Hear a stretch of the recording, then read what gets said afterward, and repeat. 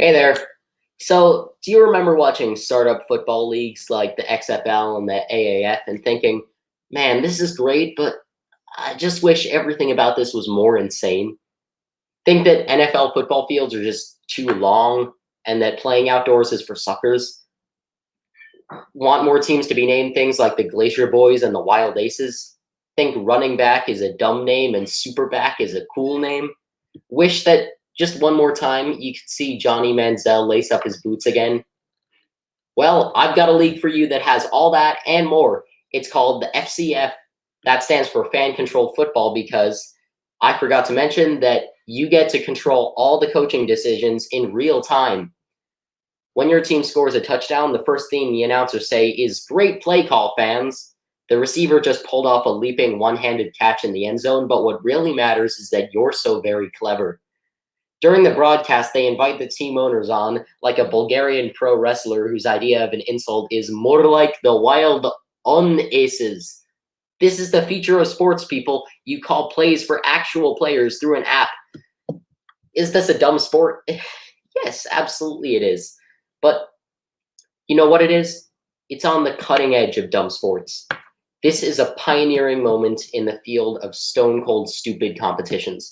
That's what makes it so fun.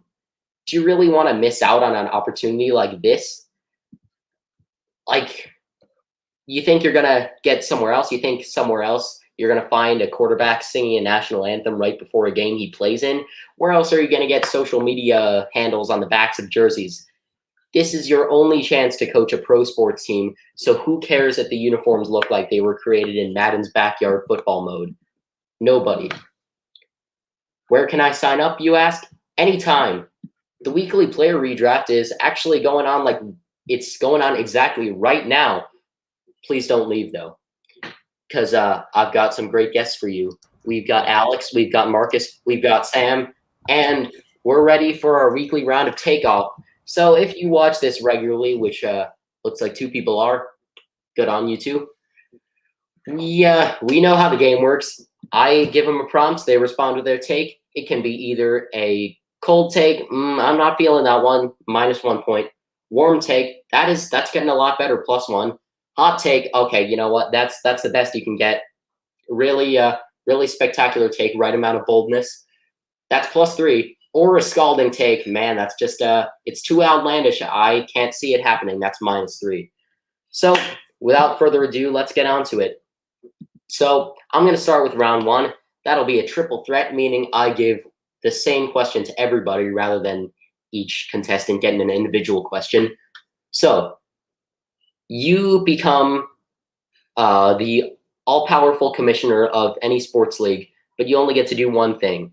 So basically, you get to change one element of the sport.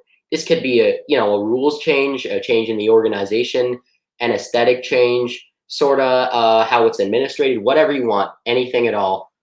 Go ahead. Marcus, you go first. Okay, so for this prompt, I'm going to choose the NFL. And the one rule change that I'd love to see would be to change the overtime rules. Now, I mean, anyone who watches the NFL can tell you that the overtime rules right now are terrible. I mean, the fact that there's a chance that teams don't get the ball and their season can be decided by their defense and their offense not even have a shot to make a difference, anyone can tell you that that's terrible. Like, for example, when the Chiefs played the Patriots in the AFC Championship game a couple years ago, and Patrick Mahomes didn't get to touch the field in overtime, and they lost, which sucks. Like, that shouldn't be a thing. Now, I don't know exactly how overtime should be restructured, but I would probably lean towards something like college football where both teams have a chance to score. I don't know if I would not start it at the 25-yard line because that seems kind of too easy. But I think at least both teams should have a chance to score. So probably just regular kickoff from both teams to decide the overtime. All right.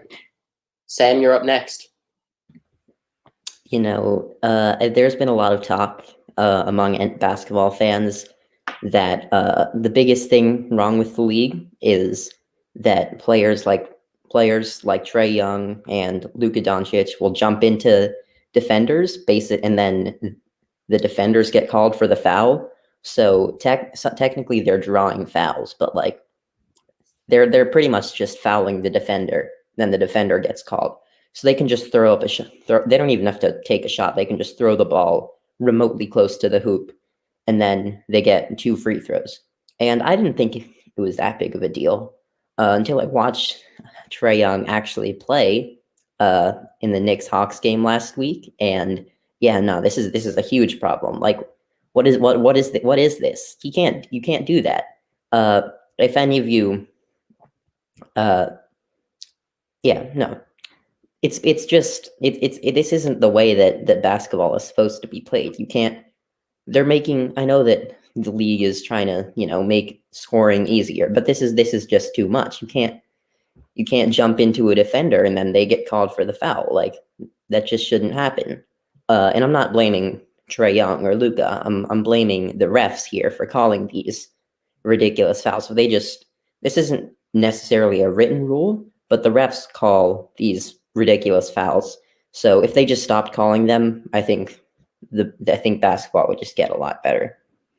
All right, Alex, you're up. I feel like it's on brand for me to say something like absolutely ridiculous, like make all the teams change the name to regiment or something. But I'm gonna go with serious rule. I'm gonna choose for the NFL. Let's be honest, kickoffs are super boring nowadays. Why? Because it's really just 2 results. One, kicker kicks it, bounce out the end zone, touchback. Player kicks it, the player actually returns it, but gets tackled at the 20 or 25. So, and nothing really changed anyway. So to change this, I would choose the XFL's rules. If you don't know, the XFL changed it so the defending team, the kicking team, can't really move until the receiving team catches the ball. And what this does is basically it addresses all the concerns of kickoff, reduces injury, reduces head injuries, and allows for big returns, and actually brings the kickoff back to life. The XFL only played half a season because of COVID, but in that short time, kickoffs were reimagined. We were seeing 30, 40, even, we had a couple touchdown returns just in the few weeks the XFL played. And I think just making a small change like that, just making it so the kicking team can't move until the receiving player gets the ball, would totally change the game and make kickoffs more entertaining and not just another bathroom or commercial break. All right, so Marcus, I'll start off with you. So, I think I read somewhere that compared to like NFL and college kickoffs, the team that gets the ball first actually wins less often in the NFL than in college. They're still slightly above 50%, but college, I guess it's more biased to the winning team. I mean, the team that gets the ball first. Now, so yes, overtime can be really, really frustrating if you lose the coin toss and then just lose the entire game when the opponent scores. But I don't know if the way to do it would be to switch to a system where it's even more biased toward the winning team. So for that, I got to give you a cold take. Sam, yeah, this is like this. It's got to be addressed. I mean, you got a new wave of players just doing it, especially young. Saw an ESPN article today called "NFL defenders hate these tricks that players use." It seems like total clickbait, but that's one of the ones they mentioned. And yeah, just it's tilting it toward offensive players who just know how to do the motions right. So that's a big issue. I'm going to give you a warm take for that. Alex, you were absolutely right. Kickoffs are terrible. They're boring. There's only got 2 outcomes. I think there's actually not too much of a big difference from getting the ball at the 15 and getting the ball from the 40 in terms of drive success. So the stakes are pretty low. They cause much more injuries than the average NFL play from scrimmage. They're just it's not good football. That's not what people want to see. So I think they should change the rules. They absolutely should. I'm going to give you a hot take for that. Take all that. right. I just want to say it to all my competitors. Just take that. I might lose, but I've already won in my heart. That's great. All right, so I'm just gonna ask my only 3 dedicated questions about the NFL here. Each one of you gets their own question. So, Sam, I'm gonna start with you. So you get the opportunity to start a franchise with one of the quarterbacks from the 2004 class. That's the big 3 have been Eli Manning, Phillip Rivers, and Ben Roethlisberger. They've all got a decent chance at making the Hall of Fame, but you get to start your team with one of them in their prime. Who do you got and why? Just to clarify, would this be like I just get them in like their rookie year, or just like rookie year. as like a rookie? All right, cool. We got a couple guys that have won. We got a couple guys that have won 2 rings. We got a couple guys that have had a lot of regular season success. We only have one guy that's really done both, though, and that's Ben Roethlisberger. Now, Eli, I love Eli. I'm a Giants fan, of course I do, and he's been a very successful. He's won 2 Super Bowls. He's had a very successful career. He should be in the Hall of Fame. He's a 500% career record. Like, is that the sign of an elite quarterback? I don't know. And especially like was he ever like really great? A great quarterback? I don't know about that. Phillip Rivers, he's cool. He's cool. I like him. I like him too. He has 9 kids, which I have a lot of respect for, but he never really succeeded in the playoffs. Roethlisberger, he's done both. He has 2 rings, and he's had a lot of regular season success. He's the only one that's still active in the league, so the longevity. He's been around for a while. He's also a rapist, so I'm not going to take him. I'm going to take Phillip Rivers instead. I would take if not disregarding how good people they are. I'm taking Roethlisberger, but I can't have that guy on my team. I like my morality, so I'm taking Rivers. I don't know. I like him. He's a cool dude. Okay, yes. I like how you decided to contribute to the team culture. It's good to have everyone in the locker room feeling like they can play with just a bunch of good guys with a clean moral character. So, right. I appreciate you avoiding Roethlisberger to have in your room, in your locker room. So, right, yeah. Rivers, he never won a ring. People say he might be destined for the Hall of Very Good. But, I mean, like in terms of longevity, all of them have played a very long time. But Rivers had a longer career than Eli did, despite he had a longer Ironman streak, I think, as well, because of Ben McAdoo benching Eli. And, he just kept on chugging at a consistent pace. Manning could be, sometimes he'd just throw too many picks in a season. But Rivers didn't have that kind of inconsistency.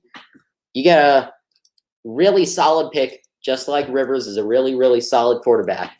And I'm going to give you a really, really solid score. That's a warm take.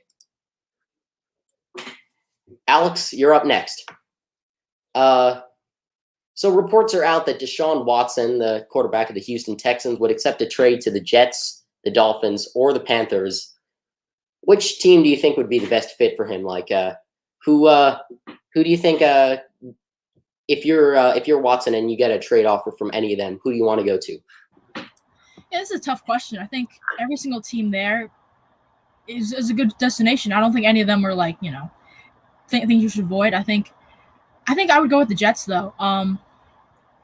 I think look, we all clowned the Jets last year. They were terrible. Adam Gase, from the beginning of his career in New York with that crazy eye interview and just his terrible calls, and them blowing the season. It's easy to clown them, easy to say, let's avoid them. But let's be honest, this new staff is nothing like the one of old. You have Robert Saleh, who is a great coach. I think he's the guy who can turn the New York Jets around. He's hired a really great staff. This isn't the New York Jets of old.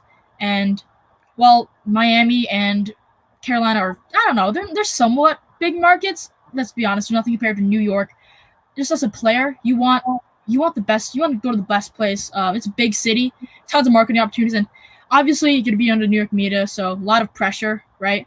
But he's not bad character. I mean, he's a really humble, hardworking guy, and I think even under the lights of New York media, he can fit. So I think for those reasons, big city, great coach, new staff, and just for those reasons, I think Deshaun Watson would be best going to the Jets.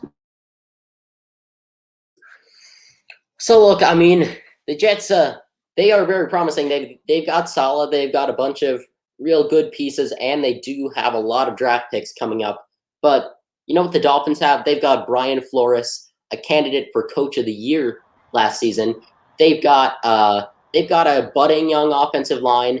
They have the chance to draft Devonta Smith, Jamar Chase, or Jalen Waddle, the winner of the Heisman Trophy, and 2 great college wide receivers at number 3 overall. Okay. May I add though, Tua just got drafted. All right, and look, if the Dolphins are even if they're talking about it, it's obvious that Tua isn't like lockdown franchise quarterback, but he was very recently drafted, and you're going to be in a quarterback battle. Deshaun Watson is obviously going to beat Tua, but do you even want that chance? Look, Sam Darnold is clearly out the door. Like hold up. Wouldn't they trade Tua for Watson? Because the Texans don't have Watson. They don't. I don't know. I don't think Easterby's dumb enough to just get Watson away. To be fair, they would also probably have to trade the pick that they would use to draft Jamar Chase. So yeah, your point is also valid there. But let's be honest. Come on, this guy's a pastor. You don't know what he's gonna do. You don't know he's gonna make smart football decisions. So that's my case. Tua just got recently drafted. There might be a quarterback battle in New York. You're not really get that. Sam Darnold's out the door. That's my final point. But look, I mean, yes, the Jets do have. They've got like their best young player is Mekhi Becton, but a left tackle is not going to anchor the entire offense. The Dolphins they've got a solid offense all around, and they have a very high overperforming defense. I think it must have been top 10 in the league. So I just think Watson's going to a better situation. I might have to give you a cold take on that one. It's a tie. All right, Marcus, your question concerns the sex god of the NFC West. I am of course talking about Jimmy Garoppolo, the quarterback of the 49ers. So he's there have been it's a possibility that the team may actually move on from him this season. He's been there for a couple years. He went to a Super Bowl, but he was never the top strength of the team. And they're considering just ditching him for a new young prospect, or potentially trading for a star free agent. So do you think the 49ers should move on from him, or give him another chance at keeping his job? I definitely think that the 49ers should give Garoppolo another chance for his job. I mean, first of all, obviously he's not an elite quarterback. No one really ever has accused him of being one. But certainly he's been very good as the starter for the 49ers. I mean, his first year he went, 5-0. He struggled a little bit to start his next year. They had an injury. But then he led a team to a 13-3 record. And I think, obviously, those are all great. But I think the main reason that they won't move on from him is because there aren't that many better alternatives. I mean, Stafford already got traded for, so he's off the market. Do they want to make a move for Kirk Cousins? Is he really an upgrade? And yeah, there aren't if they could get Deshaun Watson, which I highly doubt they could, then I would see reason to move on from him. But I find that very, very unlikely. Plus, he knows how to run Shanahan's offense, and he's proven that he's good enough to run it to the point where they make a Super Bowl without great other weapons on the offensive side of the ball. And plus, as you mentioned, sex god of the NFC West. It's pretty cool. But also, and I don't think they have a high enough draft pick to get one of the top end prospects in this year's draft. They could obviously try to trade up, but outside of Trevor Lawrence, none of them are really surefire quarterbacks who can help them win now, which is what they're going to be trying to do this upcoming year with how successful they were the season before this season. So I definitely think that they should give him another chance to start. Yeah, usually the hot takes go to the more outlandish proposals, but I think you might have actually gotten it with this one. People like the media is saying, he should go out the door, but really, who is there to replace him? Watson just said today he doesn't want to go there. Russell Wilson is not getting traded, and no way in hell is he getting traded to a division rival. There aren't a lot of free agent quarterbacks, and who's going to be on the board in the draft at that point? Zach Wilson, I don't know, Trey Lance. They just they just have a high probability of busting. And look, Garoppolo's been to the Super Bowl before. He knows what it's like. If the team gets healthy again, they could make another playoff push even with him. I was sort of leaning towards kicking him out before, but you changed my mind. Now it's a 3-way tie here going into the final round. This one's another triple threat. So, Alex, you go first. Which NBA uniform is due for a redesign? The Cavs, the Cavs, the Cavs. I mean, for those who don't know, the Cavs have a sort of maroon and gold color scheme, which isn't bad. The Washington football team has pulled it off, certainly.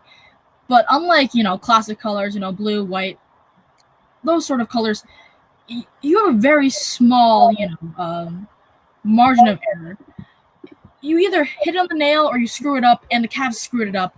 The white uniform is fine. White uniforms always tend to look good. They're clean, not much to say there. But the problem is their home uniforms. Like I said, maroon and gold, not a bad color scheme. But the problem is they have navy blue on there for some reason. The color, like the numbers are filled in with, navy blue, which just clashes with, it sort of clashes and blends in with the maroon around it. And I don't know why they could have just filled it with white, make it simple. Gold, that was fine too. But no, instead they got to go for navy blue, which just totally clashes with their current color scheme, and just it doesn't seem fitting at all. And although we're talking about regular uniforms, gotta mention their statement edition jerseys. And it's not like horrendous. It's not something that makes me want to vomit, but it's just super simple. And sometimes simple is good. And I know we like to clown a lot of uniforms for being like overly complicated, overly stupid, like, the Mavs graffiti ones, which are really, they're clown. Everybody hates them, but at least with that, they tried something. It failed, obviously, but they tried. They tried to make something creative. And some people love it, some people hate it, but with the Cavs Statement Edition, it's literally a black-gray gradient with some light chevron pattern, and with the Cavs logo and the number, and it honestly looks like a middle school basketball penny. There's no creativity. It's super boring. And at least, if I wear Mavs, like those graffiti jerseys, at least I'll make a statement. With the Cavs Statement Edition, I'm just wearing some like middle school girls basketball uniform. And look, it's a professional NBA team. They need to be held to a higher standard. So for that reason, even though their away uniform's okay, I think them screwing up their home and their Statement Edition jerseys is enough to make them worthy of a rebrand. Marcus, you're up. Okay, so the team I'm going with doesn't really need to redesign their uniform, but I think they just need to change which uniforms they wear on a regular basis. Now, so over the past couple of years, the Miami Heat's like alternate and city edition jerseys have all been their Miami Vice colorways. They've had it in mostly black, blue, pink, and white. And I think that they need to move to make those their actual colorway instead of their currently they're kind of boring red, white, and black uniforms. Now, don't get me wrong, there's nothing wrong with those uniforms, but they're pretty basic. They're all, like I said, they're all red, all white, all black, and Miami in a pretty boring font. When on the flip side, their Vice jerseys are maybe the most beloved jerseys in all of, definitely the most beloved in all of basketball, and one of the most beloved in all of sports because the colorway is just so fun and fresh and different from all the other ones in the league. And to be fair, I think this year their Vice uniforms look pretty bad, the half white, half blue. But that's because I think they've run out of ideas with the colorway. So I think they should just stick to what they've already done and make those their regular uniforms. Because, again, everyone loves them. They're very clean looking. They look great. And as for what they would do for like their alternate jerseys at that point, I don't know. But I think if they switched permanently to the Vice colorway, it'd be so much better for them. All right, so Sam, the Mavs jersey. Yep. Wait, what? Hold up. Can you let me talk, please? Instead of, making points on something I haven't said yet. I think Sam Oh should. yeah, good point. What? Good point there. Cold take just for that. What's Please going on? penalize What's him going for on here? not, just penalize him, please. There's no reason to penalize him, please. Okay. Sam, go ahead. Before it was so rudely interrupted, before I got the chance to say anything, the Mavericks jerseys aren't very good. If you had asked me this 1 year ago, I would have said the Hawks. The Hawks jerseys last year were terrible, but then they changed them, and now they're not. They're like fine. So I'm taking the Mavericks. First of all, Alex, you said that last year's City jerseys. At least you're making a statement. Yeah, I'm making a statement. I'm standing out. I don't want to stand out if I look this ugly with this jersey. Come on, what are you talking about? Your jerseys just aren't very good. Like, first of all, the numbers, I just don't like them. They don't look good. They're just like, they look weird. They're just so boring. Like, they're not they don't stand out. Like, I'm not gonna be like, yeah, I'm repping my team. Like, no, they're not. They're so bland. And then the other jerseys, they're City jerseys, because those are the real interesting jerseys here. Because all their other jerseys are kind of boring. They do have one good jersey, I think, which I think the one with like the Mavs logo on top. That one's kind of all right, I guess. Their City jerseys, those are pretty bad. They're white and gold, but they also have this like thing on the side that just looks kind of funky. I honestly didn't really have like a great choice here. So, I'm just grasping at straws here, but I just don't like the Mavericks jerseys that much. Also, I don't like one of their players that much either. You can probably guess which one I'm talking about. So yeah, Mavericks, change your jerseys, and I hope you guys lose the rest of your games. Yeah. So I'm gonna start with Marcus here. I agree. Yeah, the Heat's had a great history with their design, but it just it feels like it's kind of stuck in 1995. It's just a mono black, mono white. Just doesn't work for me. The red color is kind of like it feels kind of dirty, and the font just doesn't stand out. But I think it's really intriguing that you're proposing switching to the Vice color scheme full time instead of the normal red and black.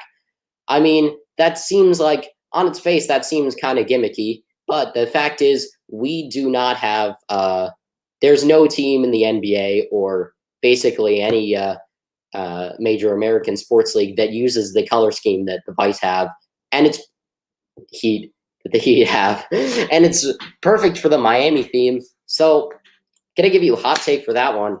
You are automatically either winning or in a tiebreaker. So, are you just giving out hot takes now, or can I get some of that too?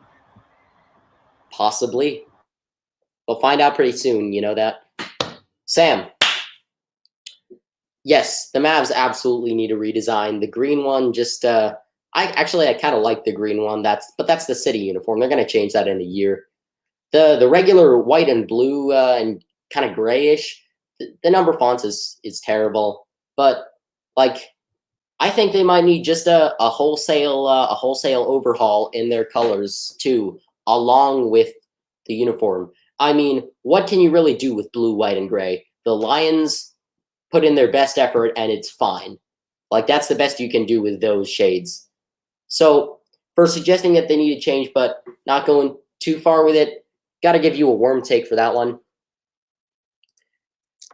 And finally, we have Alex.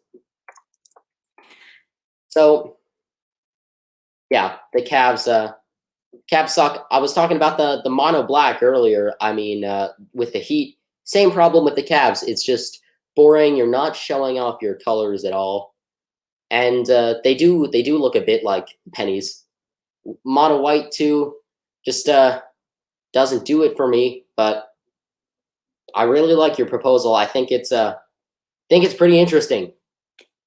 You get a hot take.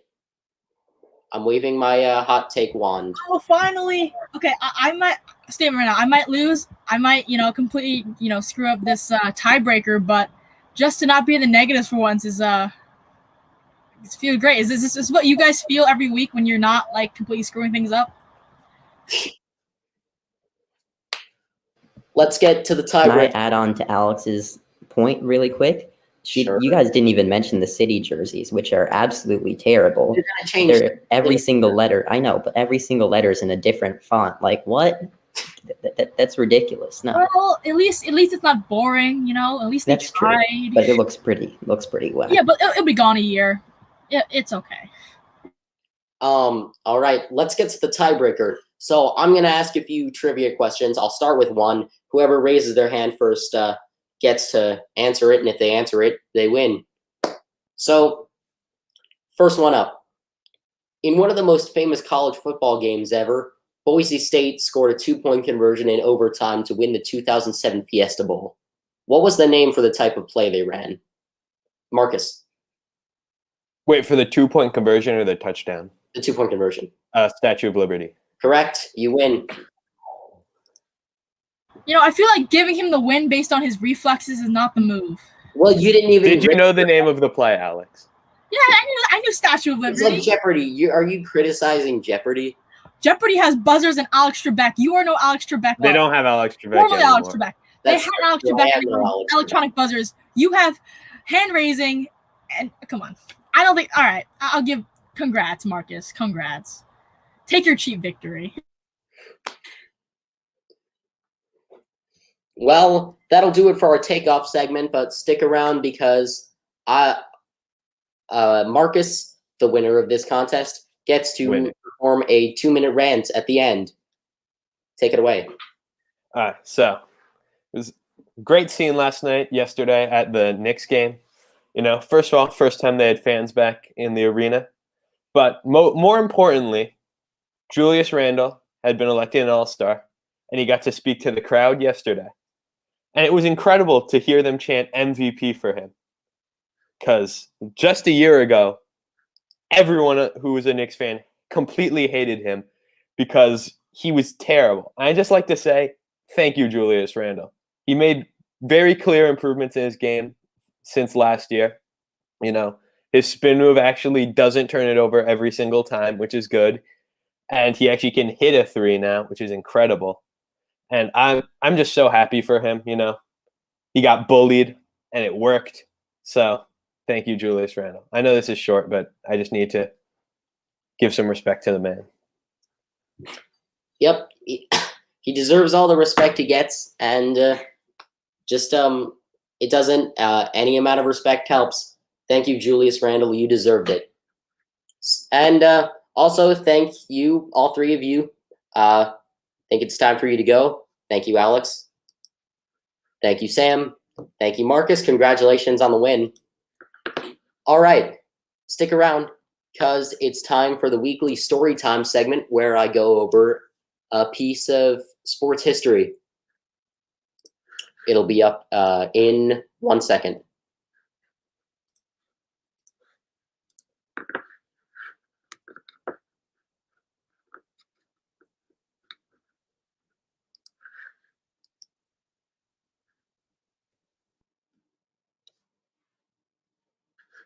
I'm going to start off by talking about the Philadelphia 76ers.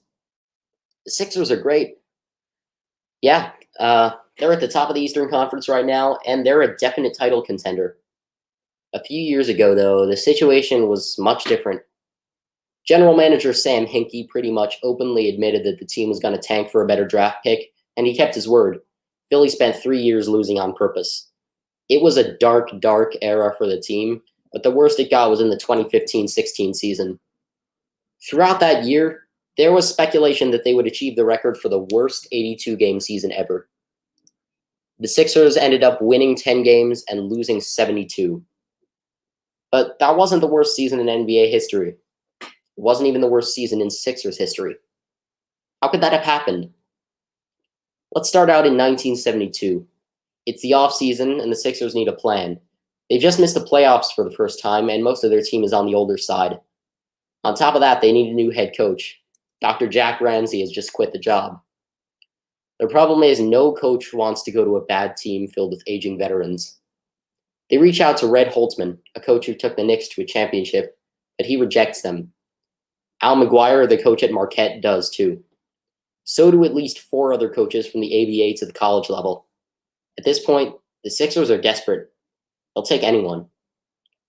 So they put an ad in the paper. Just 5 years prior, this team had won a championship with Wilt Chamberlain. Now they're doing this. Just think about this. This is a historically successful team in the National Basketball Association buying a spot in the local newspaper saying, I don't know, hey, anyone like basketball? I'll have an opportunity for you. But it gets even more humiliating from there because nobody responds. Irv Kozlov, the Sixers owner, has got to be kicking himself for ever buying this team. Then he gets a call. Jules Love, a stockbroker and former college player who's friends with Kozlov, says he knows a guy who'd be willing to take the job. Roy Rubin is hired on the spot. Rubin's resume isn't stellar. The highest level he's ever coached at is Division III at Long Island University. The Sixers signed him to a 3-year contract at $100,000 a year. If you adjust for inflation, that's a higher salary than every coach in the NBA in 2021. I don't think I need to explain why this might not be a wise move. During the introductory press conference, Kozlov gives up on pretending that Rubin is a promising hire, saying he's no Al McGuire, or any McGuire for that matter. A reporter asks Rubin why he accepted the offer in the first place. He answers, who knows? Maybe 2 weeks after the season starts, I'll feel like killing myself. Since Rubin isn't exactly a marquee hire, he's worried that people won't take him seriously. And how's he going to combat that? By setting up some strict house rules. No dunking, no locker room drinking, and most importantly, no smoking right before games. No exceptions whatsoever. Mad Dog Fred Carter, a guard, objects to these rules. He says, Coach, I always smoke before games. It's part of my routine. And Rubin makes an exception for him. Just like that, his facade of the serious coach who's up to the task is gone. It keeps getting worse. According to Carter's account of training camp, Rubin doesn't even know the rules of pro basketball. He treats his first win like the Sixers have just won the NBA title. It's not even a regular season game. It's a preseason match. Their opponents barely even played their starters. When the Sixers actually do start this season, they lose. And lose. And lose and lose and lose and lose and lose and lose and Sixers are 0-15. It's pretty clear the season's over at this point. They stagger into a game against the Rockets looking for just one win. They get it. After 16 games, Roy Rubin has won his first NBA match. He also injures his leg in an argument with the referee. He can't motivate anyone. Looking back on Rubin's time as coach, veteran Dale Schluter will say, there was one halftime when he just stood there with his mouth open and said nothing. Not a word. After a few minutes of this, we just left him there and returned to the court. He had a hard time being taken seriously. The Philly newspapers start calling him Poor Roy Rubin. When you Google Rubin's name, this is the first image that comes up. I mean, his tongue's out. He's in charge of an NBA team and oh man. None of the players like him either. Going to an away game in Houston, the bus they're taking has enough seats for everyone on the team except one. Can you guess who they leave out? Some terrible coaches get to stick around for a lot longer than they should, just because the owner wants to give them a bit more time to realize their vision for the team. Rubin, on the other hand, was fired at the All-Star break. He found out by watching the news. This team wasn't in a great position to begin with, but it takes a truly special level of ineptitude to go 4-47. That's a winning percentage of .078. Over his time as coach, Rubin has lost 45 pounds from the stress. Season didn't end there. It wasn't over. Kevin Lockery, the Sixers shooting guard, stepped in as coach for the rest of the season. His record was better, but not by much. The Sixers' final record for the season was 9-73. Sam Hinkie practically outright said, yep, we're trying to lose games here, and he still couldn't put his team in a bigger hole than Rubin did. After the season ended, the Sixers roster voted for Mad Dog Carter to win the team's MVP award. He turned it down. The Rubin era in Philadelphia was over. But he always loved venturing into new fields.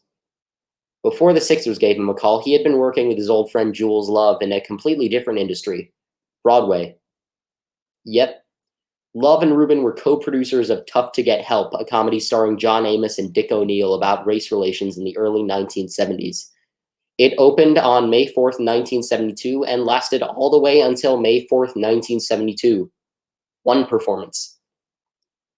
Rubin's theater production couldn't last more than a day, and he was considered history's worst basketball coach.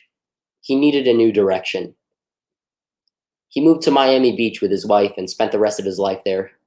He taught in middle school and opened up an IHOP. It has a 4.1 star rating on Google reviews. It's a good IHOP. I'm Owen, and I'll see you next week.